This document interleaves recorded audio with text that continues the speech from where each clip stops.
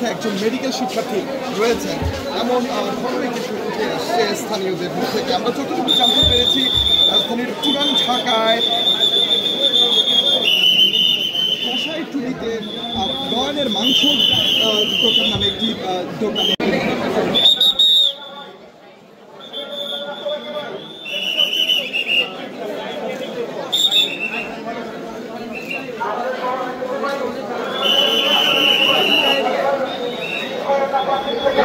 Gracias.